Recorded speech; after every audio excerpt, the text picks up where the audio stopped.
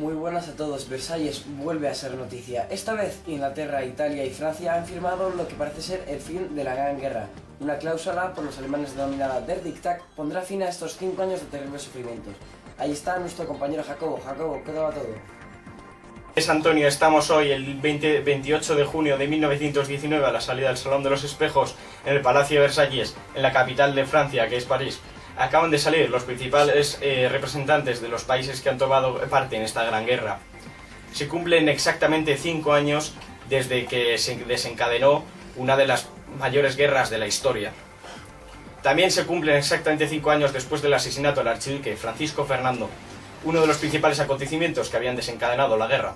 A pesar de que el armisticio fue firmado meses antes, exactamente el 11 de noviembre de 1918, para poner fin a los combates en el campo de batalla, se necesitaron hasta 6 meses de negociaciones en la Conferencia de Paz de París para concluir el Tratado de Paz.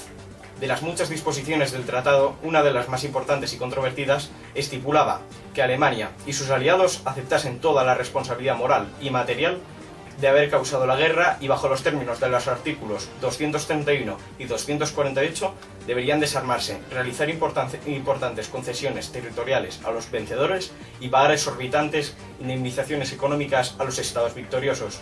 Muchas gracias.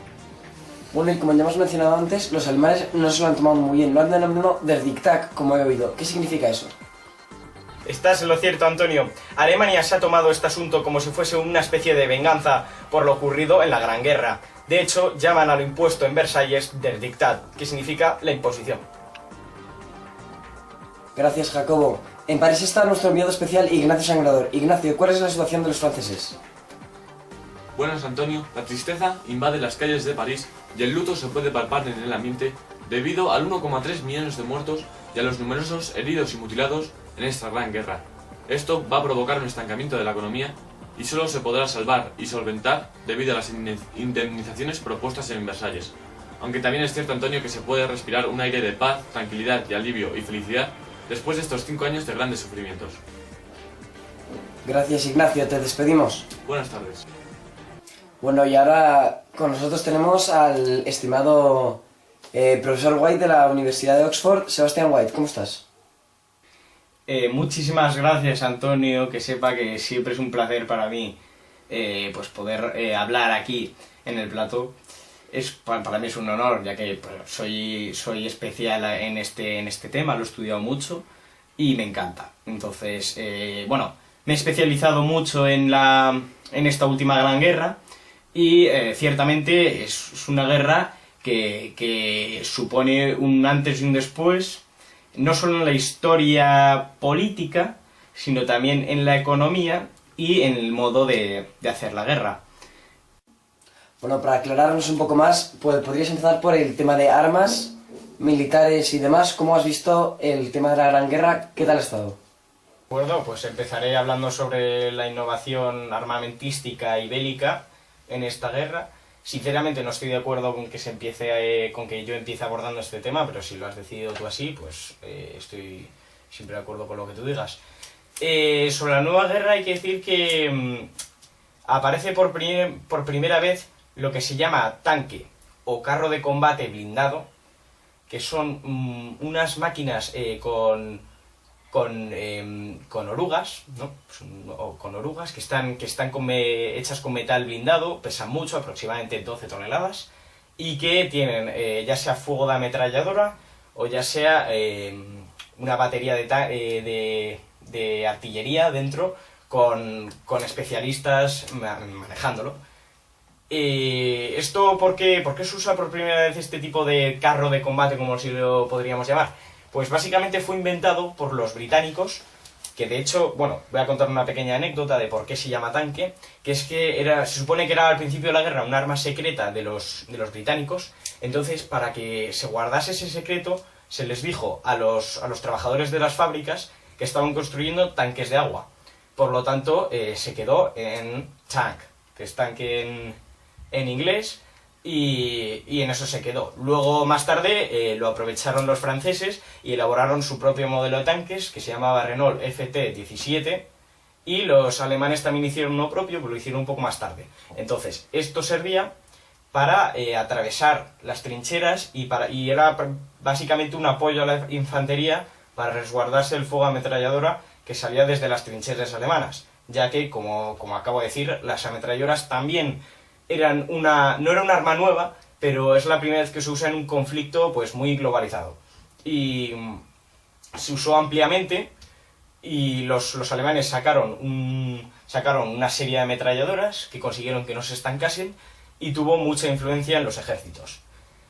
También por primera vez se usa la llamada guerra de trincheras, que pues se basa principalmente en ir avanzando, cavando pues hoyos en el terreno, búnkeres, vallas de espino, para que la infantería pueda ir avanzando y resguardándose, y eso fue lo que determinó toda la guerra, porque a raíz de eso pues se inventaron las siguientes armas, como por ejemplo fue la primera vez que se usa las armas químicas, que como por ejemplo el gas mostaza, que se podía lanzar y morían cientos de soldados en un campo de batalla. También esto hace que se use la aviación, que ya existía, ya se había inventado desde hace mucho tiempo el avión, pero no se había usado en un conflicto bélico. Esta es la primera vez que se usa, lo cual compromete a los ejércitos a igualarse en armamento y que todos tengan que producir aviones de guerra. Un caso particular es el Barón Rojo alemán, que básicamente tenían ametralladoras en las alas y tienen una serie de bombas y entonces las lanzaban. Eso provoca los primeros bombardeos a ciudades desde el aire, lo cual provoca muchísimos muertos. Y bueno, eso es todo. Y ahora nos podría contar tema de estrategias militares, nuestros telespectadores, que eran las estrategias que más o menos se han seguido en estos años de guerra.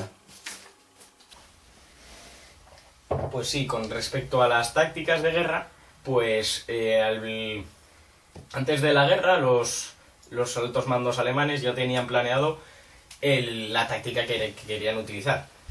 El alto mando alemán sabía que se iban a arriesgar que iban a ser atacados por los dos frentes. En el frente oriental por Rusia y sus aliados, y en el frente occidental pues por Francia y básicamente Gran Bretaña y algún aliado más. Entonces el plan propuesto se llamaba el plan Schlieffen, que consistía en atacar rápidamente en el frente occidental y conquistar París, con lo que caería toda Francia. Y enseguida poder atender el frente oriental, que no se organizaría tan rápido un ataque, ya que la distancia es mucho mayor. El ejército ruso no era tan profesional y tan organizado como lo pueden ser los ejércitos occidentales. Para ello, los altos mandos franceses consideraron otro plan pues, para defenderse de los ataques alemanes. El plan que propusieron era el plan 15, que consistía en resistir en plazas fuertes, trincheras, en búnkeres, como sea, al ataque alemán, ya para ganar tiempo básicamente, ya que sabían que si ganaban tiempo conseguirían frenar el ataque alemán y que llegasen los rusos desde Oriente y consiguiesen pues atacarlos desde dos frentes, lo cual sería una guerra de desgaste que no consiguieron aguantar los alemanes, pese a tener un ejército mejor armado y mejor organizado que los dos ejércitos. También pues se puede decir que el avance alemán se detuvo en la batalla del Marne, en el que ganaron los aliados, que eran básicamente Gran Bretaña y Francia, que causaron un buen número de muertos, pero lo que consiguieron fue frenar definitivamente el avance alemán y que desde ahí se empezase con la famosa guerra de trincheras, es decir, un desgaste continuo entre los dos ejércitos que llegaría pues, a causar un gran número de muertos. Tengo aquí que los aliados que participaron Francia era el más importante porque fue el atacado, pero participaron Gran Bretaña, Irlanda, Estados Unidos, así como representantes y países pues como por ejemplo pues Nueva Zelanda, Australia, Canadá y algún país más. Los atacados que fueron Holanda y Bélgica, que sufrieron que sus ejércitos no estaban preparados para un ataque alemán y enseguida capitularon ante el avance de las tropas ante el avance de las tropas alemanas. De hecho, las tropas alemanas llamaban a los militares belgas los soldados de chocolate. Eso ya se sabe por qué es, bueno, ya se sabe.